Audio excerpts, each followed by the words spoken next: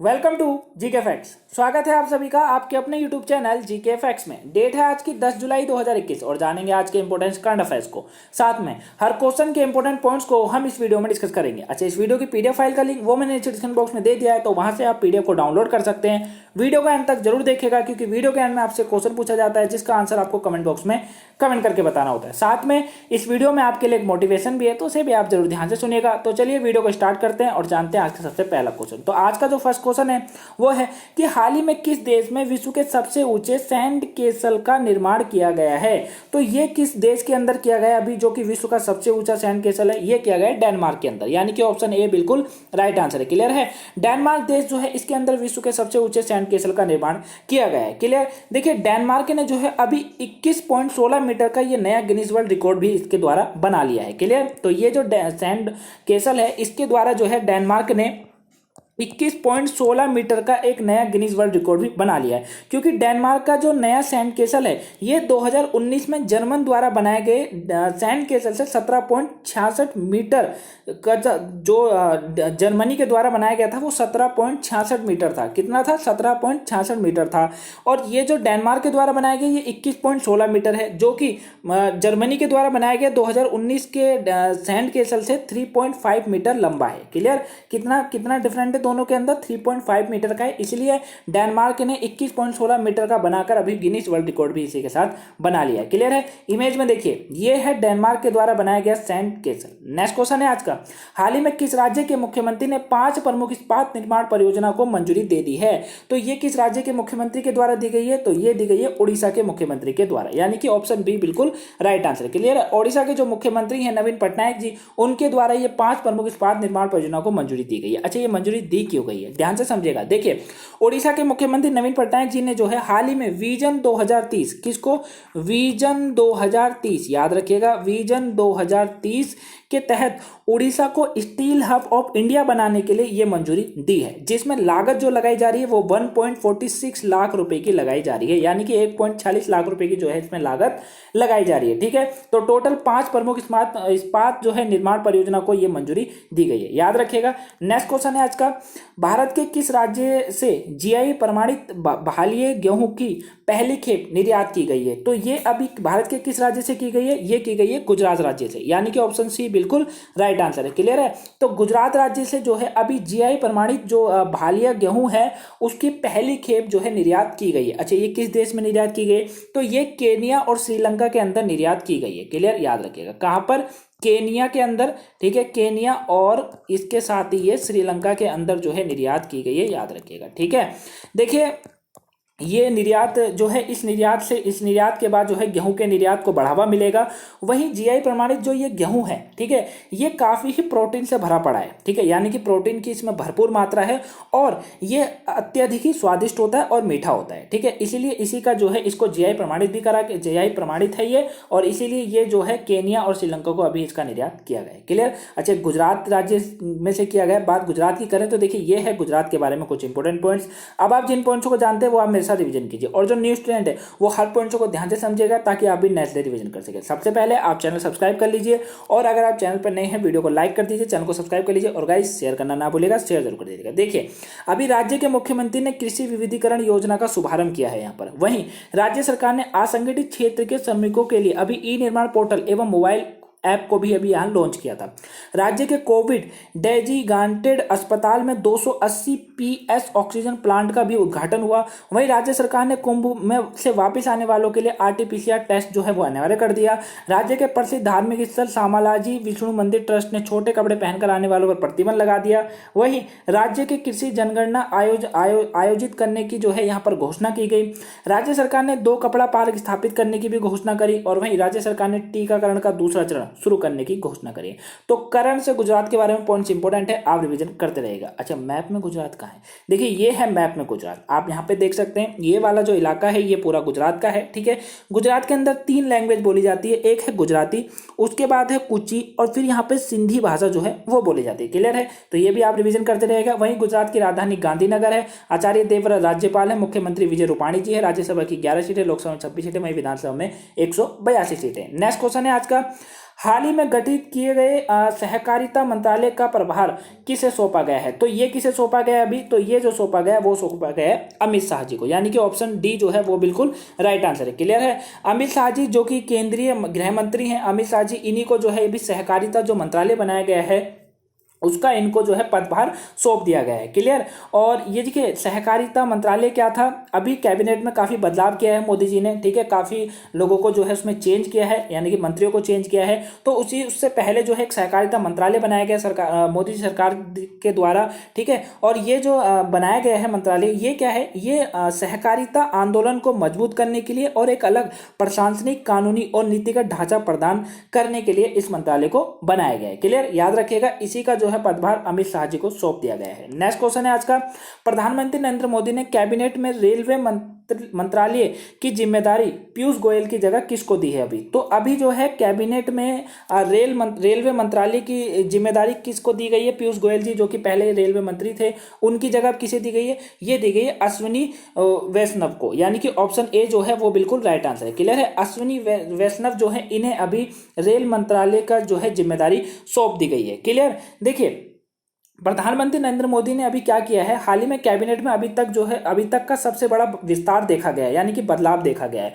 वहीं उन्होंने सभी मंत्रियों को उनके विभाग का बंटवारा कर दिया मोदी जी ने। वहीं नए कैबिनेट लिस्ट में रेल मंत्रालय की जिम्मेदारी पीयूष गोयल की जगह अब इन्होंने अश्विनी वैष्णव को दे दी है। ठीक है, अश्विनी वैष्णव जी जो है इनको दे दी गई है। वहीं कुल 36 नए कैबिनेट की जो है नियुक्ति करी गई, यानी कि नए 36 लोग जो है नए मंत्रियों की नियुक्ति करी गई है मोदी जी के द्वारा। क्लियर? याद रखिएगा। अच्छी इमेज में देखिए, ये हैं अश्विनी वैष्णव जी। क्लियर? और इन्हीं को जो है रेल मंत्रालय की अभी जिम्मेदारी दे दी गई है। नेक्स्ट क्वेश्चन है, किस देश ने हाल ही में एकाधिकार विरोध मामले में जो है बड़ी इंटरनेट कंपनियों पर जुर्माना लगाया है? क्वेश्चन पेपर के पॉइंट ऑफ व्यू से बहुत ज्यादा इंपॉर्टेंट है और यूपीएससी वाले जो स्टूडेंट है वो इस क्वेश्चन को ध्यान से समझेगा। देखिए अभी जो है एकाधिकार विरोधी मामलों में बड़ी इंटरनेट कंपनी पर जो जुर्माना लगाया ये चाइना देश के द्वारा लगाया गया। ऑप्शन बी बिल्कुल राइट आंसर है। देखिए अब ये क्वेश्चन कैसे इंपॉर्टेंट बनता है, देखिए चाइना ने आखिर में ये जुर्माना लगाया क्यों है, ध्यान से समझिएगा। चीन की एकाधिकार विरोधी न्यायिक, यानी कि जिसको एंटी मोनोपोली रेगुलेटर कहा जाता है, रेगुलेटरी कहा जाता है,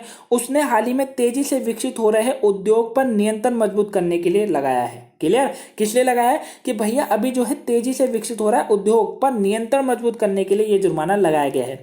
वही एकाधिकार विरोध मामले में बड़े इंटरनेट कंपनियों में अलीबाबा और टेंसेंट पर 22 मामलों पर जुर्माना लगाया गया है। ठीक है, बड़ी कंपनियों की बात करें तो अलीबाबा कंपनी है और उसके बाद है टेंसेंट। ठीक है, इस पर जो है 22 मामलों पर जुर्माना लगाया गया है। वही अलीबाबा ग्रुप के स्वामित्व वाली 6 कंपनियों पर लगाया गया है। टेंसेंट होल्डिंग लिमिटेड की 5 कंपनियों पर लगाया गया है। वहीं रिटेलर कॉम लिमिटेड जो है, यहाँ पर रिटेलर कॉम लिमिटेड एक जो कि बहुत बड़ी कंपनी है, उसकी 2 कंपनियों पर जुर्माना लगाया गया है चाइना के द्वारा। क्लियर है? तो आप मेरे पॉइंट जो मैं आपको बता रहा हूँ ये रिवीजन करते रहेगा, यानी कि वीडियो को आप बार बार वॉच करते रहिएगा क्योंकि क्वेश्चन इंपॉर्टेंट है ये वाला। क्लियर? अच्छा, बात चाइना की करें तो देखिए ये है चाइना के बारे में, यानी कि चीन के बारे में कुछ इंपॉर्टेंट पॉइंट्स। जिन पॉइंट्स को जानते हैं मेरे साथ रिवीजन कीजिए। अभी देश ने बेहतर मौसम पूर्वानुमान के लिए एक नया उपग्रह FY3E लॉन्च किया है। वहीं विश्व स्वास्थ्य संगठन द्वारा देश के मलेरिया मुक्त प्रमाणित जो है किया गया है। देश ने वर्ष 2033 में अपना पहला क्रूज मिशन मंगल पर भेजने की जो है योजना बनाई। नाटो नेताओं ने अभी देश को वैश्विक सुरक्षा चुनौती घोषित किया। वहीं देश ने विदेशी प्रतिबंधों के खिलाफ एक नया कानून पारित किया। देश में बर्ड फ्लू H10N3 का मामला पहला सामने आया। यहाँ पर देश की सरकार ने 2 बच्चों वाली नीति खत्म करी और 3 संतानों को मंजूरी दे दी ताकि कोरोना और हो सके। चीन और रूस ने अभी सबसे बड़ा परमाणु परियोजना यहाँ पर शुरू की है। तो करण से ये पॉइंट्स चाइना के बारे में इंपॉर्टेंट है, आप रिवीजन करते रहिएगा। अच्छा, मैप में कहाँ है? देखिए ये है मैप में चाइना, यहाँ पर आप देख सकते हैं चाइना को। ठीक है, ये वाला जो आपको इलाका दिख रहा होगा, ठीक है, ये वाला जो इलाका है ये पूरा जो है ये चाइना है। ठीक है, ऊपर मत जाइएगा, मार्कर ये जो पेन है वो ऊपर तक चला गया, वहां तक नहीं है। जो ये आप निशान देख रहे हैं यहाँ तक जो है ये चाइना है। क्लियर? चाइना की बात करें, कैपिटल बीजिंग है, वहीं यहाँ के राष्ट्रपति हैं शी जिनपिंग और मुद्रा का नाम है रेनमिनबी। क्लियर है? चलिए अब जान लेते हैं आज का मोटिवेशन। देखिए ये है आज का मोटिवेशन आपके लिए। आज का मोटिवेशन है कि भाग्य से जितना अधिक उम्मीद करोगे वह उतना ही निराश करेगी। कर्म में विश्वास रखो, आपको अपनी अपेक्षाओं से सदैव अधिक मिलेगा। क्लियर है? तो कहने का मतलब यही है कि भाग्य से आप जितनी अधिक उम्मीद करके बैठेंगे, उम्मीद करेंगे ना, उतनी निराशा जो है आपको मिलती है। ठीक है, क्या मिलती है? निराशा मिलती है। क्यों? क्योंकि आप भाग्य पर ही पूरी तरीके से 100% आप ये समझ लीजिए कि जो भी होता है ये भाग्य होता है, 100% आप यही समझ लेते हैं। ठीक है, देखिए ईश्वर भी इस बात को बोलता है कि कर्म तो करना ही चाहिए। ठीक है, अगर आप कर्म ही नहीं करेंगे तो कुछ नहीं होगा। ठीक है, अगर आप कर्म ही नहीं करेंगे तो कुछ नहीं होगा। अगर कर्म नहीं करते तो महाभारत नहीं होती, है ना, महाभारत नहीं होती फिर कभी, तो है ना। तो इसीलिए बोला जाता है कि कर्म तो हमेशा करना पड़ेगा, लड़ना पड़ेगा। आपको अपनी चीज के लिए हो या अपना समाज में एक जगह बनाने के लिए, आपको उसके लिए संघर्ष तो करना ही पड़ेगा। ठीक है, कर्म में विश्वास रखो। आपको अपनी अपेक्षाओं से, यानी कि जितनी आपने उम्मीद कर रखी होगी ना, उससे सदैव आपको अधिक मिलता है। बस आपको मेहनत अपने पर और अपने फोकस, अपनी स्टडी, अपनी नॉलेज पर भरोसा होना चाहिए, इतना करना चाहिए। ठीक है, तो यही आज का मोटिवेशन है। कैसा लगा कमेंट में बताएगा जरूर। वीडियो पसंद आती है वीडियो को लाइक कीजिएगा, चैनल में नए हैं तो चैनल को सब्सक्राइब कर लीजिए, और गाइस वीडियो को ज़्यादा से ज़्यादा शेयर कर दीजिएगा ताकि जीके फैक्ट्स की जो फैमिली है वो और बड़ी हो सके और ज़्यादा से ज़्यादा लोग हम इस फैमिली में जोड़ सके। क्लियर? अगर आपने मुझे टेलीग्राम, इंस्टाग्राम या फॉलो नहीं कर रखा है, लिंक नीचे डिस्क्रिप्शन पे, आप मुझे वहाँ पे फॉलो कर सकते हैं। नेक्स्ट क्वेश्चन है आज का, हाल ही में जारी हुई है हेनली पासपोर्ट इंडेक्स 2021 की रिपोर्ट के अनुसार किस देश का पासपोर्ट दुनिया का सबसे शक्तिशाली पासपोर्ट है? देखिए क्वेश्चन ये भी बहुत इंपॉर्टेंट है, तो आप इसका भी रिवीजन करते रहिएगा। तो जापान का पासपोर्ट सबसे शक्तिशाली पासपोर्ट है, ऑप्शन बी बिल्कुल राइट आंसर है। क्लियर है? याद रखिएगा, हेनिला पासपोर्ट इंडेक्स जारी हुई है 2021, जिसमें जापान का पासपोर्ट सबसे दुनिया का सबसे शक्तिशाली पासपोर्ट है। वही बात अपने देश भारत की करें तो अपना देश भारत इसमें 90वें स्थान पर है। कौन से पे? 90वें स्थान पर है अपना देश भारत। ठीक है, लास्ट में जो है अफगानिस्तान है, जो कि 116 स्थान पर है। 116 देशों की लिस्ट होती है, उसमें 116वें स्थान पर ही अफगानिस्तान है। ठीक है, सीरिया, इराक और फिर पाकिस्तान है इसके बाद। और बात करें पहले पर तो जापान है, ठीक है, और दूसरे पर जो है इसके बाद जापान के बाद जो है सिंगापुर है, दूसरे पर जर्मनी तथा दक्षिण कोरिया, और संयुक्त रूप से जो है ये तीसरे स्थान इनको मिला है। ठीक है, यानी कि जो जर्मनी और दक्षिण कोरिया वो तीसरे स्थान पर है, सिंगापुर दूसरे पे है, जापान पहले पर है, अपना देश भारत 90वें स्थान पर है, अफगानिस्तान 116वें स्थान पर है। ठीक है, याद रखिएगा, रिविजन करते रहिएगा। नेक्स्ट क्वेश्चन है आज का, अच्छा मैप में देख लीजिए सबसे पहले कि जापान कहाँ पर है। तो देखिए जापान की बात करें तो मैं इसको थोड़ा सा जूम करूंगा। देखिए जूम करने की तो वैसे मेरे को लगता नहीं कि जरूरत पड़नी चाहिए, लेकिन फिर भी हम इसको थोड़ा जूम करके देखते हैं। ठीक है, देखिए ये आपको यहाँ पे दिखेगा जापान, ये वाला जो इलाका है। ठीक है, ये माफ कीजिएगा, एक मिनट रुकिए, ये देखिए ये वाला जो आप ये देख रहे हैं ना, इतना ये हिस्सा पूरा जापान है। ठीक है, उसके बाद ये नॉर्थ कोरिया, ये साउथ कोरिया पड़ जाता है, और फिर उसको देखो चीन है, तो वहाँ पे हमको बात करनी नहीं है। क्लियर है? तो समझ गए होंगे आप। अच्छा, बात अब जापान के इंपॉर्टेंट पॉइंट्सों की करें तो देखिए जापान की राजधानी क्या है? टोक्यो इसकी राजधानी है। यहाँ के प्राइम मिनिस्टर कौन है? योशिहिडे सुगा है। अच्छा, यहाँ की करेंसी जापानीज यान। नेक्स्ट क्वेश्चन है आज का, श्रीलंका देश के नए वित्त मंत्री निम्न में से कौन बनाए गए हैं? तो ये अभी किसे बनाया गया? तो ये बनाया गया बसील राजपक्षे को। ठीक है, यानी कि ऑप्शन जो सी है वो बिल्कुल राइट आंसर है। बसील राजपक्षे जो है, इन्हें अभी नया वित्त मंत्री बनाया गया है। कहाँ का? श्रीलंका का। देखिए श्रीलंका के प्रधानमंत्री हैं महिंदा राजपक्षे के सबसे छोटे भाई हैं ये बसील राजपक्षे। ठीक है, जिन्हें वित्त मंत्री के पद की जो है अभी शपथ दिलाई गई है। वहीं राजपक्षे परिवार की बात करें तो और मजबूत हो गया है, क्योंकि 70 सालों से बसील राजपक्षे परिवार के ऐसे 5वें सदस्य बन गए हैं जो कैबिनेट में शामिल हैं। क्लियर? वहीं बसील को 2010 से 2015 तक महिंदा राजपक्षे प्रशासन के बौद्धिक आधार स्तंभ माना जाता है। क्लियर? याद रखिएगा। और इनकी एक बात और याद रखिएगा, इनके पास 2 नागरिकता है। 2 नागरिकता मतलब एक इनके पास अमेरिका की नागरिकता है और एक इनके पास श्रीलंका की नागरिकता भी है। क्लियर है? तो ये दोहरी नागरिकता वाले व्यक्ति हैं। क्लियर? इमेज में देखिए ये है बसील राजपक्षे और इन्हीं को अभी बनाया गया है। नेक्स्ट क्वेश्चन है, महिला फुटबॉल एशिया कप 2022 का आयोजन अगले साल निम्न में से किस देश में किया जाएगा? तो ये किस देश में किया जाएगा? तो ये किया जाएगा अपने देश भारत के अंदर, यानी कि ऑप्शन डी बिल्कुल राइट आंसर है। तो महिला फुटबॉल एशिया कप जो कि 2022 में होगा, इसका आयोजन अपना देश भारत करेगा। नेक्स्ट क्वेश्चन है, हाल ही में किस देश के राष्ट्रपति जो नेल मोइसी का हत्या हुई है? तो अभी ये किस देश के राष्ट्रपति थे? जो नेल मोइसी, जो कि इनकी अभी हत्या हो गई है। ठीक है, तो ये हेती के राष्ट्रपति थे। क्लियर? ऑप्शन ए बिल्कुल राइट आंसर है। हेती के राष्ट्रपति थे जोनेल मोइसी, इनकी अभी हत्या हो गई है। क्लियर? जो हेती की बात करें, पोर्टर ऑ प्रिंस इसकी राजधानी है, याद रखिएगा। ठीक है, पोर्टर ऑ प्रिंस इसकी राजधानी। इमेज में देख सकते हैं यही थे यहाँ के राष्ट्रपति, इनकी हत्या कर दी गई है। नेक्स्ट क्वेश्चन है, हाल ही में अमेजन इंडिया ने गुजरात के किस शहर में डिजिटल केंद्र शुरू करने की घोषणा करी है? तो ये कहाँ की गई है? तो ये की गई है सूरत के अंदर, यानी कि ऑप्शन बी बिल्कुल राइट आंसर है। ठीक है, अमेजन इंडिया ने जो है डिजिटल केंद्र शुरू करने की घोषणा गुजरात के सूरत में शुरू की है।